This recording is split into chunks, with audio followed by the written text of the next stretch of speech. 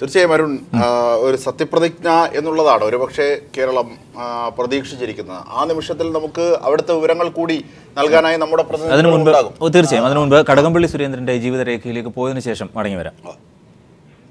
മന്ത്രിസഭയിൽ പുതുമുഖമാണെങ്കിലും നിയമസഭയിൽ രണ്ടാം വട്ടമാണ് കടകംപള്ളി സുരേന്ദ്രൻ എത്തുന്നത്. 1996 കഴക്കൂട്ടത്ത് നിന്ന് ജയിച്ച് നിയമസഭയിലെത്തി.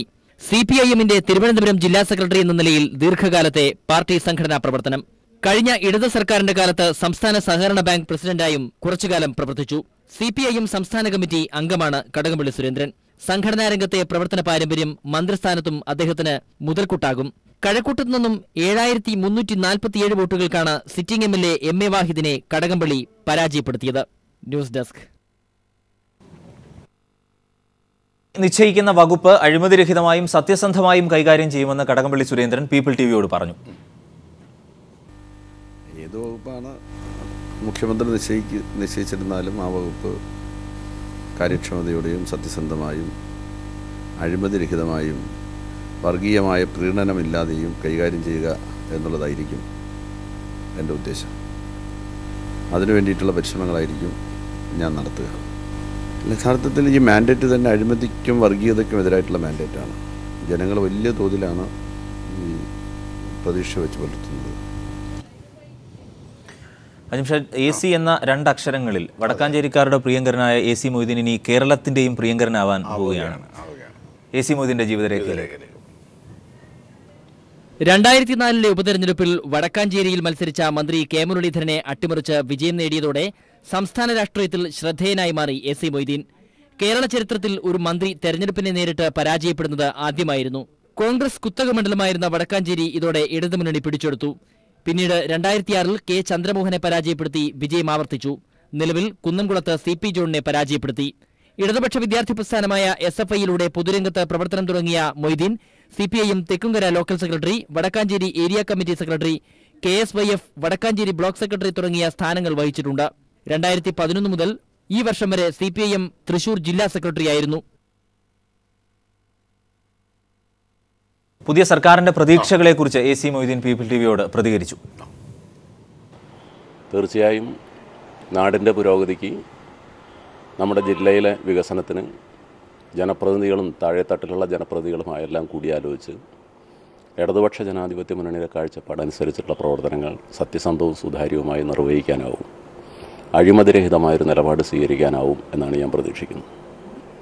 തീർച്ചയായും വിദ്യാഭ്യാസ മേഖലയിലെ മേന്മ വർദ്ധിപ്പിക്കാനുള്ള നിലപാടുകൾ ഇടതുപക്ഷ ജനാധിപത്യ മുന്നണി പ്രകടന പത്രികയിൽ പ്രഖ്യാപിച്ചിട്ടുണ്ട്.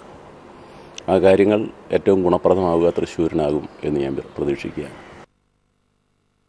സുനിൽകുമാറിന്റെ ജീവിതരേഖയിലേക്ക് കൂടി. കയ്പമംഗലം മണ്ഡലത്തെ പ്രതിനിധീകരിക്കുന്ന അഡ്വക്കേറ്റ് VS സുനിൽകുമാർ CPI നിയമസഭാ കക്ഷി സെക്രട്ടറിയും നിയമസഭാ അഷുറൻസ് കമ്മിറ്റി ചെയർമാനുമാണ്. ബാലവേദിയിലൂടെ പ്രവർത്തിച്ച AISF-ന്റെയും AIYF-ന്റെയും സംസ്ഥാന സെക്രട്ടറി പദം വരെ എത്തി. 98 AISF ദേശീയ സെക്രട്ടറിയായി. വിദ്യാർത്ഥി യുവജന നേതാവായിരിക്കെ നിരവധി സമരങ്ങൾക്ക് നേതൃത്വം നൽകി. നവോദയ സമരം, പ്രീ ഡിഗ്രി ബോർഡ് സമരം, ഇലക്ട്രിസിറ്റി സമരം, മെഡിക്കൽ കോളേജ് സമരം എന്നിവയുടെ മുന്നണി പോരാളിയായിരുന്നു. 2006 ചേർപ്പ് നിയമസഭാ മണ്ഡലത്തിൽ നിന്നാണ് ആദ്യമായി തെരഞ്ഞെടുക്കപ്പെട്ടത്. 2011 കയ്പമംഗലത്ത് നിന്നും ജയിച്ചു. 13ാം നിയമസഭയിൽ ഇടതുപക്ഷ മുന്നണിക്ക് വേണ്ടി ഏറ്റവുമധികം അടിയന്തര പ്രമേയങ്ങൾ അവതരിപ്പിച്ചത് സുനിൽകുമാറായിരുന്നു. അഴിമതിക്കെതിരെ വളരെ ശക്തമായ നിലപാടുകൾ, ഒരുപക്ഷെ നിയമസഭയിലൊക്കെ ഗർജിക്കുന്ന സിംഹം എന്നൊക്കെയാണ് പലരും വിളിച്ചത് VS സുനിൽകുമാറിന്റെ. ആ VS സുനിൽകുമാറിന്റെ പ്രവേശനം കൂടി, VS സുനിൽകുമാർ എന്താണ് പറയുന്നത് എന്ന് നോക്കാം. അതെ, തീർച്ചയായും. കേരളത്തിലെ ജനങ്ങൾ സത്യത്തിൽ ഇടതുപക്ഷ ഗവൺമെൻറ്റിനെ അധികാരത്തിൽ കൊണ്ടുവരാൻ തീരുമാനിച്ചതിൻ്റെ ഒരു പ്രധാനപ്പെട്ട ഘടകം അഴിമതിക്കെതിരെ ഞങ്ങളെടുത്തിട്ടുള്ള നിലപാടാണ്. അപ്പോൾ അഴിമതിക്കെതിരെ നമ്മൾ നിലപാടെടുക്കുക എന്നുള്ളതും അഴിമതിക്കെതിരെ വിരൽ ചൂണ്ടുക എന്ന് പറയുന്നതും സ്വയം അഴിമതിക്കെതിരെ നിലപാടെടുത്തുകൊണ്ടും അഴിമതിക്കാരനല്ലാതെ അല്ലെ അഴിമതിക്കെതിരായ നിലപാടെടുത്തുകൊണ്ടും അഴിമതിരഹിതമായി നിന്നുകൊണ്ടല്ലാതെ നമുക്ക് ഒരിക്കലും അഴിമതിക്കെതിരെ വിരൽ ചൂണ്ടാൻ സാധ്യമല്ല. അപ്പോൾ ആ ഒരു കോൺഫിഡൻസാണ് ഇടതുപക്ഷ ജനാധിപത്യ മുന്നണിയുടെ എല്ലാ പരസ്യങ്ങളിലും ഞങ്ങൾ ചൂണ്ടിക്കാണിച്ചത്. അതിഥികളിലേക്ക് കൂടി പോകേണ്ടതുണ്ട്. ജിമ്മി ജോർജ് NCPയുടെ അഖിലേന്ത്യാ ജനറൽ സെക്രട്ടറിമാരിൽ ഒരാൾ. അദ്ദേഹം നമുക്കൊപ്പം തിരുവനന്തപുരം ന്യൂസ് റൂമിൽ ഉണ്ട്. തീർച്ചയായും ശ്രീ ജിമ്മി ജോർജ്, അതായത് ഒരുപാട് പ്രതീക്ഷകളാണ് LDF സർക്കാരിനെ, പ്രത്യേകിച്ച് പിണറായി വിജയന്റെ നേതൃത്വത്തിലെത്തുന്ന ഒരു സർക്കാരിലൊക്കെ പ്രതീക്ഷിക്കുന്നത്. പ്രതീക്ഷകൾക്കനുസരിച്ച് വളരുന്ന ഇതിൻ്റെ ചവിട്ടുപടികളും കേരളം ഏതാണ്ട് കണ്ടു. പക്ഷേ KSRTC അടക്കമുള്ള എല്ലാ മേഖലകളും കേരളത്തിൽ കുത്തഴിഞ്ഞു കിടക്കുന്നു എന്നൊരു യാഥാർത്ഥ്യം കൂടി ഉണ്ട്. രാഷ്ട്രീയമായ ആരോപണം അല്ല, അതിനപ്പുറത്തേക്ക് ആ ഘട്ടത്തിലാണ് നിങ്ങളൊക്കെ അധികാരത്തിലേക്ക് കയറാൻ പോകുന്നത്. വലിയ വെല്ലുവിളിയല്ലേ അത്? പിണറായി വിജയനെ കുറിച്ച് ഒരു വാക്ക് പറയാതെ ഈ ചർച്ചയിൽ പങ്കെടുക്കാൻ കഴിയില്ല. പറഞ്ഞോളൂ. കാരണം സഖാവ് പിണറായി വിജയനാണ് നമ്മുടെ നിയുക്ത മുഖ്യമന്ത്രി. അദ്ദേഹത്തെ ഒറ്റ വാക്കിൽ പറഞ്ഞാൽ നാട്യങ്ങളില്ലാത്ത നല്ല കമ്മ്യൂണിസ്റ്റുകാരൻ, മികവ് തെളിയിച്ച ഭരണാധികാരി, ചങ്കുറപ്പോടെ നിലപാടുകൾ എടുക്കുകയും ആ നിലപാടുകൾ ഉറച്ചു നിൽക്കുകയും ചെയ്യുന്ന ഒരു മികവുറ്റ ഭരണാധികാരിയാണ് അദ്ദേഹം.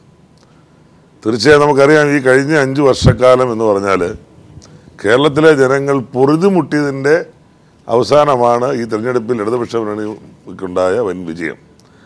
അഴിമതി എന്ന് പറയുന്നത് ഒരു ആർഭാടമാക്കി മാറ്റിയ ഒരു ഗവൺമെൻറ്റിനെയാണ് ജനങ്ങൾ തൂത്തുവാരി എറിഞ്ഞത്.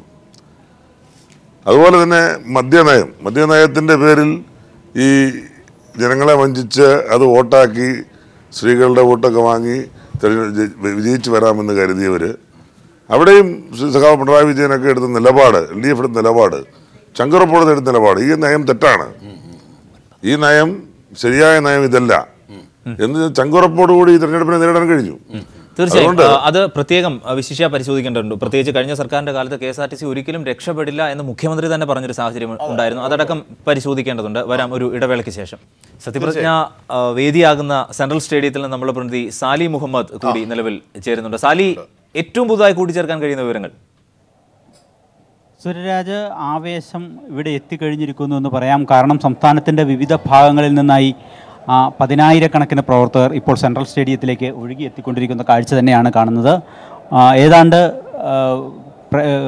വിവിധ ഭാഗങ്ങളിൽ നിന്ന് വരുന്ന പ്രവർത്തകർക്ക്, സാധാരണക്കാർക്ക് ഇരിക്കാനുള്ള പ്രദേശം ഏതാണ്ട് ജനനിബിഡമായി കഴിഞ്ഞു. ഇനി VIP, VVIP മേഖലകളിലേക്കായി കസേരകൾ തിരിച്ചിട്ടിട്ടുണ്ട്.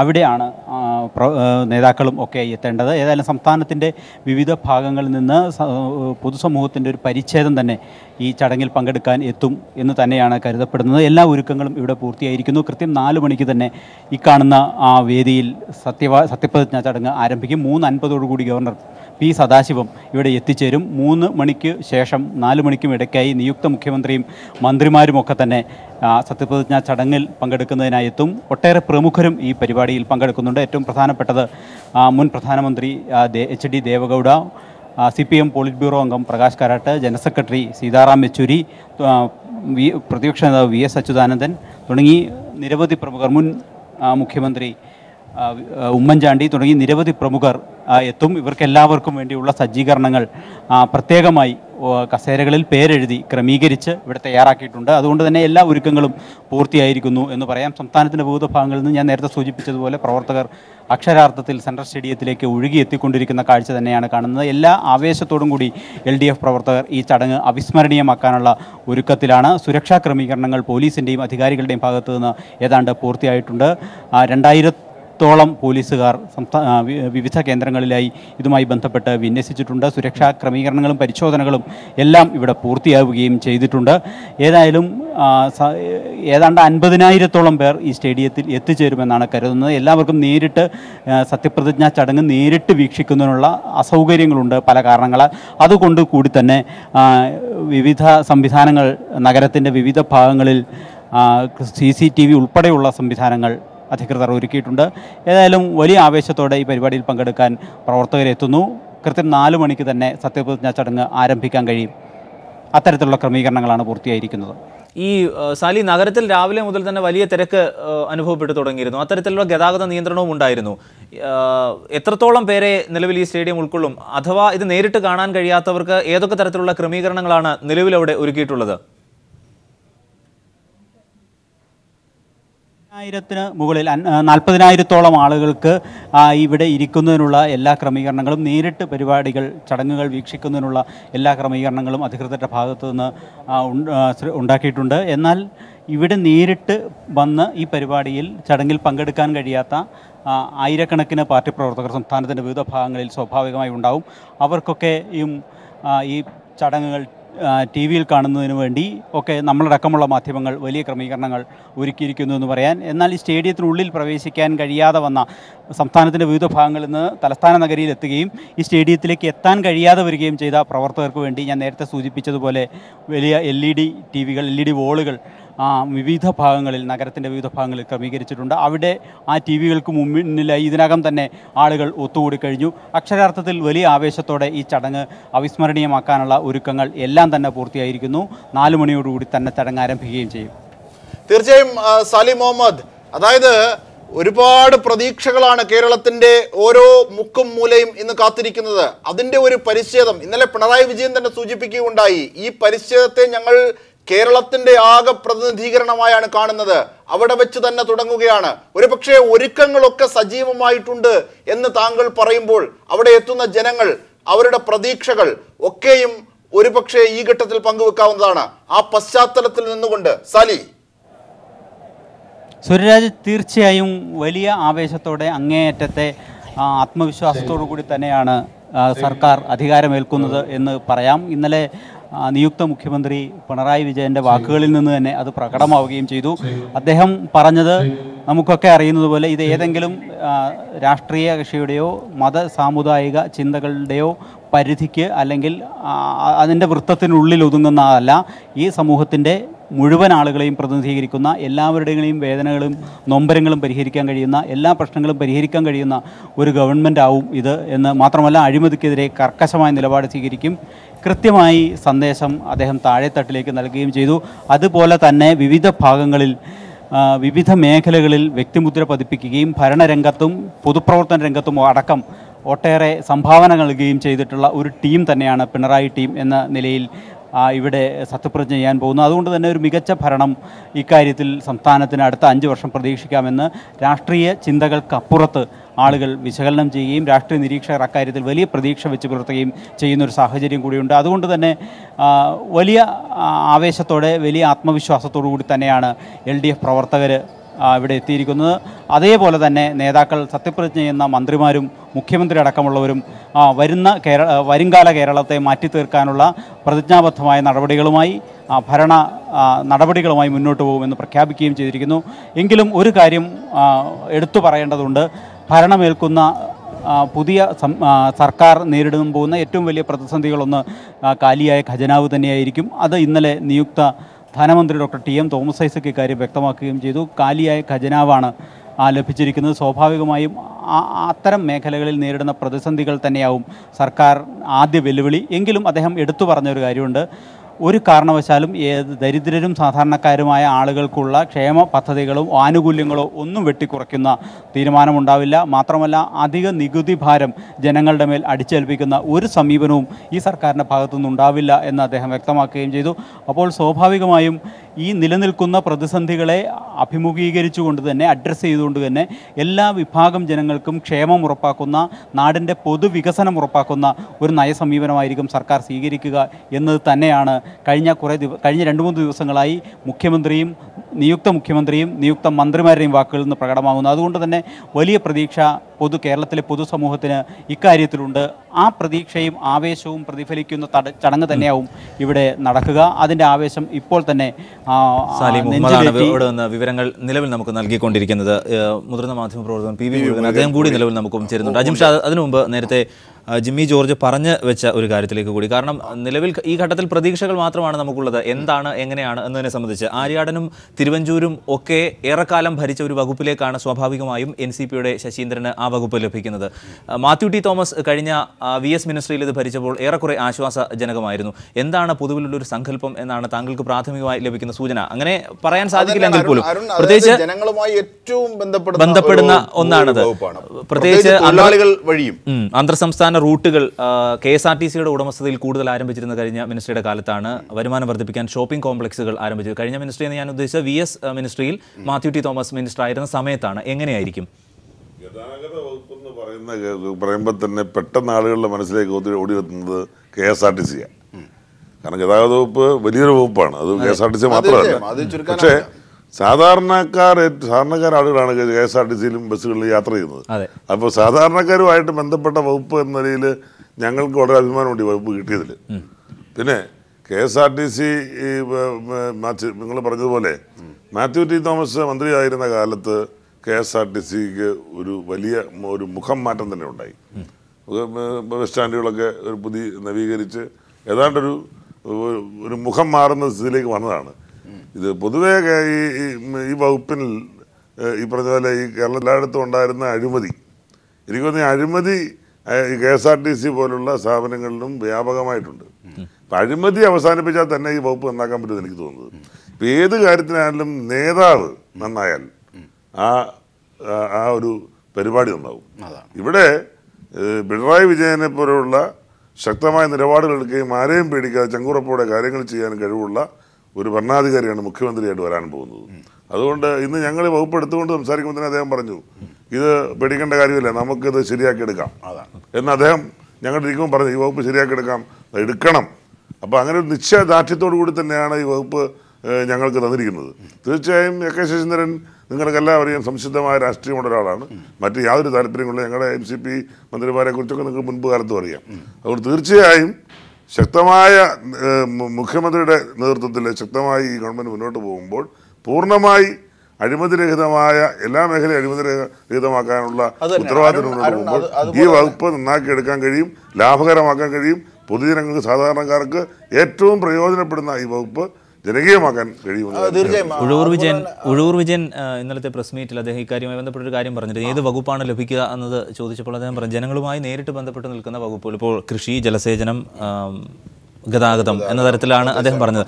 ഇനി അതല്ല എങ്കിൽ പോലും ഞങ്ങൾ ഇടയുന്നു എന്ന തരത്തിൽ വാർത്തകൾ കൊടുക്കരുത് മാധ്യമങ്ങൾ എന്ന് പൊതുവേ രസകരമായി അദ്ദേഹം പറയുകയും ചെയ്തു. ഏറ്റവും ഒടുവിൽ അരുൺ ഒരുപക്ഷെ 10 വർഷത്തിന് മേലുള്ള ഡീസൽ എഞ്ചിനുകളുമായി ബന്ധപ്പെട്ട് ഡീസൽ 2000 cc മേളിലുള്ള ഇങ്ങനെ ഒരു വാർത്ത കൂടി കേരളത്തിൽ സജീവമായി അത് വലിയ വെല്ലുവിളിയാണ്. കാരണം വാതകങ്ങൾ ഉപയോഗിച്ച് വാഹനം ഓടിക്കുക എന്ന ഗ്രീൻ ട്രിബ്യൂണൽ ഉത്തരവിറക്കിയതിന്റെ പശ്ചാത്തലത്തിൽ അതെങ്ങനെ KSRTCയിൽ ഫലവത്താക്കും എന്ന വലിയ ചോദ്യം കൂടി വലിയ പ്രതിസന്ധിയാണ്. അത് വലിയൊരു കേരളത്തെ സംബന്ധിച്ചുള്ള വലിയ പ്രശ്നമാണ്.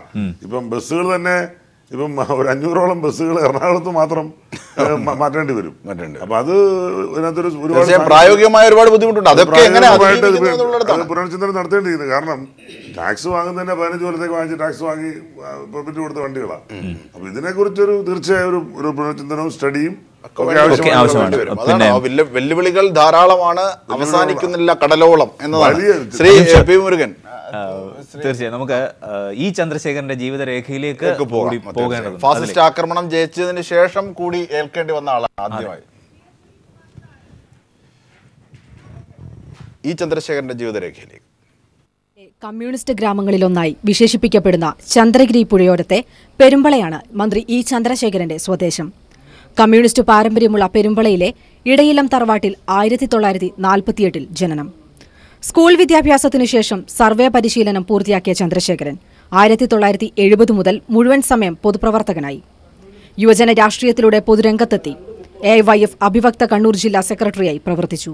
തുടർന്ന് സംസ്ഥാന നേതൃത്വത്തിലും പ്രവർത്തിച്ചു. കാസർഗോഡ് ജില്ലാ രൂപീകരണം ആവശ്യപ്പെട്ട് നടന്ന പ്രക്ഷോഭത്തിന് നേതൃത്വം നൽകിയ ചന്ദ്രശേഖരൻ ഭൂസമരം ഉൾപ്പെടെ മറ്റു നിരവധി പ്രക്ഷോഭങ്ങളിൽ പങ്കാളിയായി പോലീസ് മർദ്ദനവും ജയിൽവാസവും അനുഭവിച്ചിട്ടുണ്ട്. CPI കാസർഗോഡ് മണ്ഡലം സെക്രട്ടറി, ജില്ലാ അസിസ്റ്റന്റ് സെക്രട്ടറി, ജില്ലാ സെക്രട്ടറി എന്നീ നിലകളിൽ പ്രവർത്തിച്ച ചന്ദ്രശേഖരൻ പിന്നീട് സംസ്ഥാന എക്സിക്യൂട്ടീവിലേക്കും തെരഞ്ഞെടുക്കപ്പെട്ടു. ക്യാംകോ ഡയറക്ടറായും ഭൂനിയമ പരിഷ്കരണ സമിതി അംഗമായും പ്രവർത്തിച്ചിട്ടുണ്ട്. പാർട്ടിയുടെ പാർലമെന്ററി രംഗത്ത് വൈകി മാത്രം എത്തിയ ഈ 66-കാരൻ കാഞ്ഞങ്ങാട് മണ്ഡലത്തെ ഇത് 2ാം തവണയാണ് പ്രതിനിധീകരിക്കുന്നത്. സാവിത്രിയാണ് ഭാര്യ. ഏകമകൾ നീലിചന്ദ്രൻ തിരുവനന്തപുരത്ത് കാര്യവട്ടം ക്യാമ്പസിൽ MPhil വിദ്യാർത്ഥിനിയാണ്. തീർച്ചയായും ഈ ഘട്ടത്തിൽ വകുപ്പുകളെ സംബന്ധിച്ചുള്ള ധാരണ ഏകദേശം രൂപപ്പെടുന്നു എന്നുള്ളത് കൂടിയാണ് വ്യക്തമാകുന്നു. പിണറായി വിജയൻ മുഖ്യമന്ത്രി തന്നെയാണ് ആഭ്യന്തരവും പൊതുഭരണവും വിജിലൻസും ITയും ഒക്കെ കൈകാര്യം ചെയ്യുന്നത്. ഒപ്പം EP ജയരാജൻ വ്യവസായം കൈകാര്യം ചെയ്യും. AK ബാലൻ നിയമവും സാംസ്കാരികവും കൈകാര്യം ചെയ്യും. KK ശൈലജ ടീച്ചർ ആരോഗ്യം കൈകാര്യം ചെയ്യും. ഈ രീതിയിലേക്കാണ് കാര്യങ്ങൾ പുരോഗമിച്ചെത്തുന്നത്. വൈദ്യുതി ദേവസ്വം കൂടി അദ്ദേഹത്തിന്, ഒപ്പം EP ജയരാജന് വ്യവസായവും കായികവും എന്ന തരത്തിലേക്ക് കൂടി ഒരു ധാരണ ഈ ഘട്ടത്തിൽ രൂപപ്പെട്ടിരിക്കുന്നു. തീർച്ചയായും മന്ത്രിസഭാ യോഗത്തിന് ശേഷമായിരിക്കും ഔദ്യോഗികമായ പ്രഖ്യാപനം. അതുകൊണ്ട് നമ്മുടെ പ്രതിനിധിയിലേക്ക് പോയി അതിന്റെ കാര്യങ്ങൾ ആരായാവുന്നതാണ് ഈ ഘട്ടത്തിൽ. തീർച്ചയായും അതിലേക്ക് പോകാം. ശ്രീ PV മുരുകനിലേക്ക്, മുതിർന്ന മാധ്യമ പ്രവർത്തകൻ. അതായത് ഒരുപാട് പ്രതീക്ഷകൾ നമ്മൾ പറയുന്നുണ്ട്, പക്ഷേ ഇങ്ങനെയാണ് ഗതാഗതം. നേരത്തെ പറഞ്ഞിരുന്നു, ഗതാഗതത്തെ സംബന്ധിച്ചുള്ള വെല്ലുവിളികൾ, വലിയ വെല്ലുവിളികളാണ് നേരിടാൻ പോകുന്നത്. പ്രത്യേകിച്ച് ധവളപത്രമൊക്കെ പുറത്തിറക്കി ഇപ്പോഴത്തെ ഖജനാവിൻ്റെ സ്ഥിതിയൊക്കെ മനസ്സിലാക്കിയിട്ടാണ് മുമ്പോട്ട് പോകാൻ പോകുന്നതെന്ന്. യഥാർത്ഥത്തിൽ എങ്ങനെയാണ് ഒരു മാധ്യമ പ്രവർത്തകൻ എന്നുള്ള നിലയിൽ ഈ സത്യപ്രതിജ്ഞയെ നോക്കിക്കാണുന്നത്?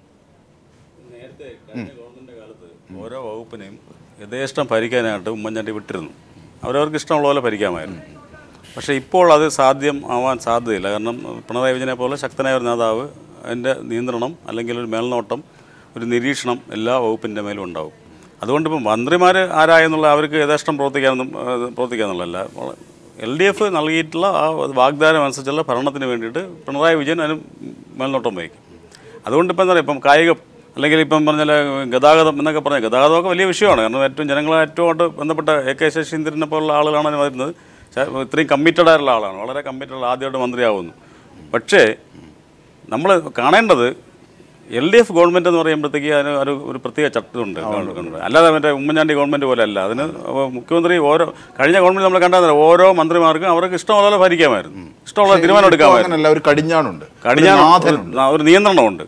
അതാണ് നമ്മളൊരു പ്രതീക്ഷ നൽകുന്നത്. അതുകൊണ്ട് തീർച്ചയായിട്ടും ഒരു പ്രതീക്ഷ നമുക്കെല്ലാം ഉണ്ട്. അതാണ് ഇതിൽ ഏറ്റവും പ്രധാനം. കാരണം വകുപ്പുകളിൽ മാത്രമല്ല, പേഴ്സണൽ സ്റ്റാഫിൽ പോലും ആ കാർക്കശ്യം പുലർത്തിയിട്ടുണ്ട്. പിണറായി മന്ത്രിസഭ അധികാരമേൽക്കുമ്പോൾ അടിയന്തരമായി ശ്രദ്ധ പതിയണമെന്ന് താങ്കൾ കരുതുന്നത് എങ്ങനെയാണ് ഒരു മുതിർന്ന മാധ്യമ പ്രവർത്തകൻ? അല്ല, ഈ പേഴ്സണൽ സ്റ്റാഫാണ് ഇപ്പോൾ എല്ലാ മന്ത്രിമാരെയും കുഴപ്പത്തിലാക്കുന്നത്. എല്ലാ മന്ത്രിമാരെയും ഗവൺമെൻറ്റിനെയും കുഴപ്പത്തിലാക്കുന്നത് പേഴ്സണൽ സ്റ്റാഫാണ്. കാരണം വെച്ചാൽ അവർ ഒരു നിയന്ത്രണം ഇല്ലാതെ ആളുകളെ വയ്ക്കും. അവരിലൊക്കെ ഓരോ താല്പര്യങ്ങളുണ്ടാവും. അവരെല്ലാം ഓരോ ആളുകളെ കൊണ്ടുവരും, സരിതയും മറ്റവരെയൊക്കെ കൊണ്ടുവരും, ആളുകളെ കൊണ്ടുവന്നിട്ട്. അപ്പം അതിലാണ് യഥാർത്ഥത്തിൽ ആദ്യം ഒരു കൃത്യമായ ഒരു ഇതുണ്ടാകേണ്ടത്. അപ്പം അത് എനിക്ക് തോന്നുന്നു ഈ ഗവൺമെന്റ് അത് നല്ല തുടക്കമാണ്. അതെ, ശ്രീ മുരുകൻ, ഒരു നിമിഷം. വളരെ നിർണായകമായ ചില വാർത്തകളിലേക്ക് കൂടി. എന്തായാലും സെൻട്രൽ സ്റ്റേഡിയത്തിലേക്ക് കൂടി കൂടുതൽ ശ്രദ്ധ പതിപ്പിക്കേണ്ടതുണ്ട്. സ്റ്റേഡിയം നിറഞ്ഞു തുടങ്ങിയിട്ടുണ്ട്. ആളുകൾ വളരെ സജീവമായി അവിടെ എത്തിച്ചേരുകയും ചെയ്തിട്ടുണ്ട്. അവിടെ നിന്നുള്ള തത്സമയ ദൃശ്യങ്ങളാണ് നമ്മുടെ വിവിധ പ്രതിനിധികൾ അവിടെ നിന്ന് ഏറ്റവും പുതിയ വിവരങ്ങൾ നമുക്ക് നൽകും. മണിക്കൂറുകൾ മാത്രമാണുള്ളത്. ഏകദേശം സെൻട്രൽ സ്റ്റേഡിയം നിറഞ്ഞിട്ടുണ്ട് എന്നാണ് അറിയാൻ കഴിയുന്നത്. സൗമ്യ മധുസൂദനുണ്ട്. സൗമ്യ, ഏകദേശം സ്റ്റേഡിയം നിറഞ്ഞിരിക്കുന്നു എന്നുള്ളതാണ്. ഒരുപക്ഷെ കേരളത്തിന്റെ വിവിധ കോണുകളിൽ നിന്ന് ആൾക്കാർ ഒഴുകുന്നു എന്നുള്ളത് നമ്മൾ നേരത്തെ തന്നെ പറഞ്ഞതാണ്. ഒരുപക്ഷെ സജ്ജീകരണങ്ങളൊക്കെ തയ്യാറാക്കി അവർ കാത്തിരിക്കുകയുമാണ്. എങ്ങനെയാണ് ഇപ്പോൾ സ്റ്റേഡിയം സത്യപ്രതിജ്ഞാ ചടങ്ങ്? പ്രജീഷ്, ഒരുപക്ഷെ ഇവിടെ വലിയ അവസാന തയ്യാറെടുപ്പുകളാണ് ഇപ്പോൾ നടന്നുകൊണ്ടിരിക്കുന്നത്. ഇനി ചെറിയ മിനുക്കുപണികൾ മാത്രം, വലിയ തയ്യാറെടുപ്പുകൾ മാത്രമാണ് ഇനിയുള്ളത്. വേദിയും സദസ്സും സജ്ജമായി കഴിഞ്ഞിരുന്നു. പ്രൗഢഗംഭീരമായ വലിയൊരു സദസ്സിനെ ഇവിടെ കാത്തിരിക്കുകയാണ്. ഒപ്പം തന്നെ വേദിയിൽ അഭിമാന മുഹൂർത്തം, ഒരുപക്ഷെ ചരിത്രത്തിൽ ഇടം നേടിയേക്കുന്ന വലിയൊരു മുഹൂർത്തം, അതിനൊക്കെയാണ് സെൻട്രൽ സ്റ്റേഡിയം സാക്ഷ്യം വഹിക്കുന്നത്. ഇവിടെ ഇപ്പോൾ ഇതിന് മുന്നോടിയായി, ചടങ്ങിന് മുന്നോടിയായുള്ള സ്വാഗത ഗാനത്തിൻ്റെ തയ്യാറെടുപ്പുകളാണ് നടന്നുകൊണ്ടിരിക്കുന്നത്. MVS സ്ക്വയറിൻ്റെ നേതൃത്വത്തിലുള്ള അതിനുള്ള തയ്യാറെടുപ്പുകൾ നടന്നുകൊണ്ടിരിക്കുകയാണ്. 3:30 തന്നെ നിയുക്ത മന്ത്രിമാർ, നിയുക്ത മുഖ്യമന്ത്രി അടക്കമുള്ളവർ എത്തിത്തുടങ്ങുമെന്നാണ് അറിയാൻ കഴിയുന്നത്. 3:45 ഗവർണർ എത്തിച്ചേരും. 4 തന്നെ ചടങ്ങ് ആരംഭിക്കാനാകും എന്നൊരു പ്രതീക്ഷയാണ് പൊതുവിലുള്ളത്. ഇപ്പോൾ കാലാവസ്ഥ വലിയ പ്രശ്നം തോന്നുന്നില്ല, എന്നാലും ചെറിയ മഴയ്ക്കുള്ള സാധ്യതയുണ്ട്. എന്നാലും ഇതൊക്കെ നേരത്തെ തന്നെ മുന്നിൽ കണ്ടുകൊണ്ട് വലിയൊരു പന്തൽ തന്നെയാണ് ഒരുക്കിയിട്ടുള്ളത്. നേരത്തെ സൂചിപ്പിച്ച പോലെ തന്നെ ഏതാണ്ട് 50,000-ഓളം ആളുകളെയൊക്കെയാണ് പ്രതീക്ഷിക്കുന്നത്. എന്നാൽ അത്രയും പേർക്ക് അറ്റ് എ ടൈം ഈ സത്യപ്രതിജ്ഞ ചടങ്ങ് കാണാൻ സാധിക്കാത്തതിനാൽ CCTV അടക്കം സജ്ജമാക്കിക്കൊണ്ട് പല ഭാഗങ്ങളിലായി LED TVകൾ അടക്കം സജ്ജമാക്കിക്കൊണ്ടുള്ള വലിയ വിപുലമായൊരു സജ്ജീകരണം തന്നെ ആയിരിക്കും. ഏതായാലും ജനങ്ങൾക്കെല്ലാം പൂർണ്ണമായും ഈ ചടങ്ങ് വീക്ഷിക്കുന്നതിനായി കാണാൻ സാധിക്കുക. കാരണം അതിനൊരു വലിയൊരു പ്രയോറിറ്റി കൊടുത്തിട്ടുണ്ട് എന്നത് തന്നെയാണ് വലിയൊരു പ്രത്യേകതയായി എടുത്തു പറയേണ്ടത്.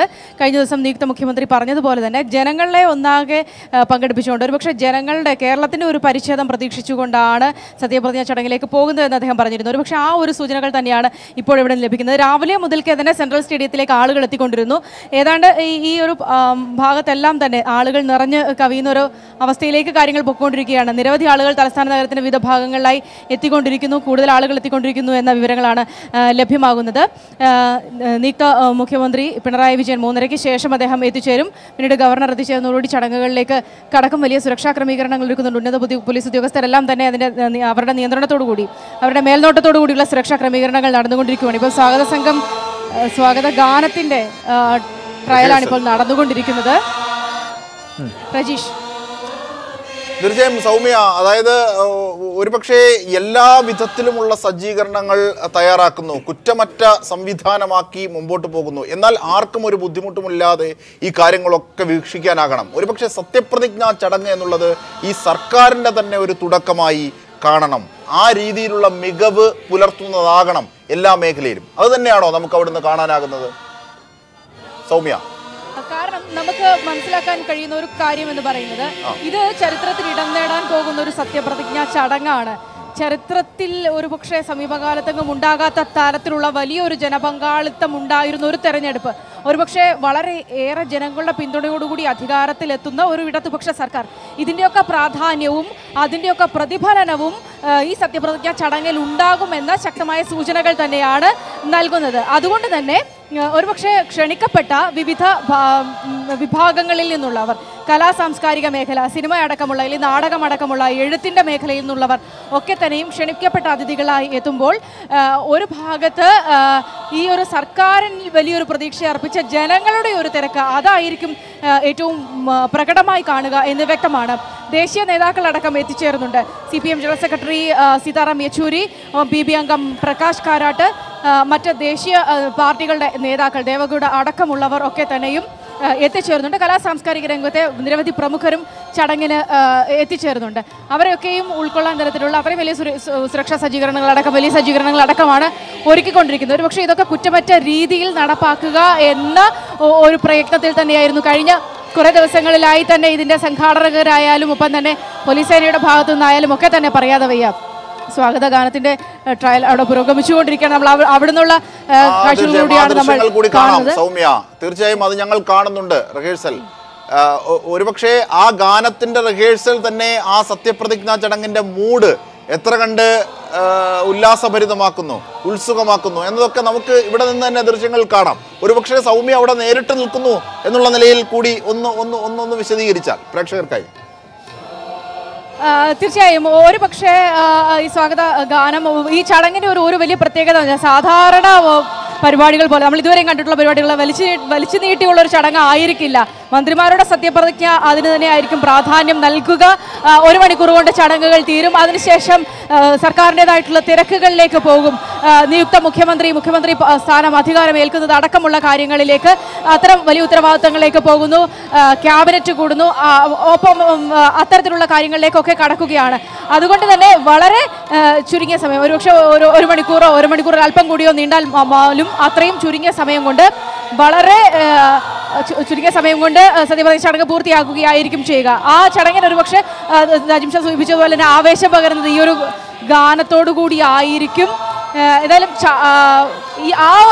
ഈ ഒരു നിമിഷത്തിന്റെ ഏറ്റവും വലിയ ആവേശം എന്ന് പറയുന്നത് ജനങ്ങൾ തന്നെയാണ് എന്ന് തിരിച്ചറിഞ്ഞുകൊണ്ടുള്ള തരത്തിലുള്ള ഒരു വലിയ സജ്ജീകരണം നമുക്കിവിടെ കാണാൻ സാധിക്കും. ഞാൻ ഈ സംസാരിച്ചു കൊണ്ടിരിക്കുമ്പോഴും ഇതിൻ്റെ എൻട്രൻസിൽ കൂടി ആയാലും വലിയ ജനങ്ങളുടെ വലിയൊരു ഒഴുക്ക് ഇങ്ങോട്ട് കാണാൻ സാധിക്കും. ഒരു നിമിഷ നേരം കൊണ്ട് തന്നെ ഇവിടെ നിറഞ്ഞ് കവിയും എന്നുള്ളത് ഉറപ്പാണ്.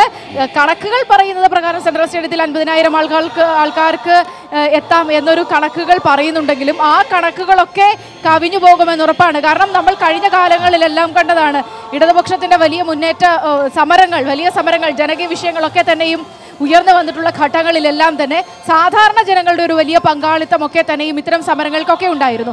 അതുകൊണ്ട് തന്നെ ഈ ചടങ്ങിൻ്റെ ഏറ്റവും വലിയൊരു സവിശേഷത ജനങ്ങളുടെ പിന്തുണ തന്നെയായിരിക്കും. അതുകൊണ്ട് തന്നെയാണ് ഇന്നലെ നിയുക്ത മുഖ്യമന്ത്രി പറഞ്ഞതും ഇത് ഏതെങ്കിലും ഒരു കക്ഷിയുടെ മന്ത്രിസഭയല്ല, ഇടതുപക്ഷത്തിൻ്റെ മന്ത്രിസഭയല്ല, ഇടതുപക്ഷത്തിന് വോട്ട് ചെയ്തവർ മാത്രം അവർക്ക് മാത്രം വേണ്ടിയുള്ള മന്ത്രിസഭയല്ല, ജനങ്ങൾക്ക് ഒട്ടാകെയുള്ള മന്ത്രിസഭയാണെന്ന് അദ്ദേഹം ആവർത്തിച്ചു പറഞ്ഞു. അതുകൊണ്ട് തന്നെ ആയിരിക്കും. കാരണം ഒരുപാട് ജനകീയ വിഷയങ്ങളാണ് പരിഹരിക്കപ്പെടേണ്ടതായിട്ട് വരുന്ന മന്ത്രിസഭയ്ക്ക് മുന്നിലുള്ള വലുത സർക്കാരിന് മുന്നിലുള്ളത്. അതുകൊണ്ട് തന്നെയാണ് ജനങ്ങളുടെ ഒരു പങ്കാളിത്തം സത്യപ്രതിജ്ഞാ ചടങ്ങിൽ ഉണ്ടാകുന്ന ഒരു പ്രതിഫലനം പോലെ ഭാവിയിലും ജനങ്ങളുടെ പങ്കാളിത്തത്തോടു കൂടിയുള്ള ഒരു ഭരണം ആയിരിക്കും എന്ന സൂചനകൾ കൂടിയാണ് ഇന്നലെ അദ്ദേഹത്തിന്റെ വാക്കുകൾ നൽകുന്നത്. നടന്നിരുന്നത്. അതിൻ്റെ ഒരു റിഫ്ലക്ഷൻ തന്നെയാണ് ഇന്ന് ഏതായാലും ഈ സെൻട്രൽ സ്റ്റേഡിയത്തിൻ്റെ ഈ ഗ്രൗണ്ട് ഒട്ടാകെ നോക്കുമ്പോൾ കാണാൻ സാധിക്കുന്നതും. സ്വാഗതഗാനത്തിലായാലും ഒപ്പം തന്നെ ഇനി വരാനിരിക്കുന്ന ആളുകളുടെ ആ ഒരു തിരക്കിലായാലും ആവേശത്തിലൊക്കെ ആയാലും നമുക്ക് കാണാൻ സാധിക്കുന്നതും. തീർച്ചയായും സൗമ്യ, അതായത് ഒരുപക്ഷെ നമുക്ക് പിന്നെ കൂടുതൽ വാർത്തകളും അതുമായി ബന്ധപ്പെട്ട കാര്യങ്ങളിലേക്കൊക്കെ പോകണം. എന്നിരുന്നാലും അരുൺ, അതിഥികളിലേക്ക് പോകുന്നതിന് മുമ്പ് അദ്ദേഹമുണ്ട്, ഒപ്പം മുഹമ്മദ് റിയാസ് കോഴിക്കോട് സ്റ്റുഡിയോയിൽ നമുക്കൊപ്പം ചേരുന്നുണ്ട്. ഒരു ഇടവേള കൂടി അനിവാര്യമാകുന്നുണ്ട്.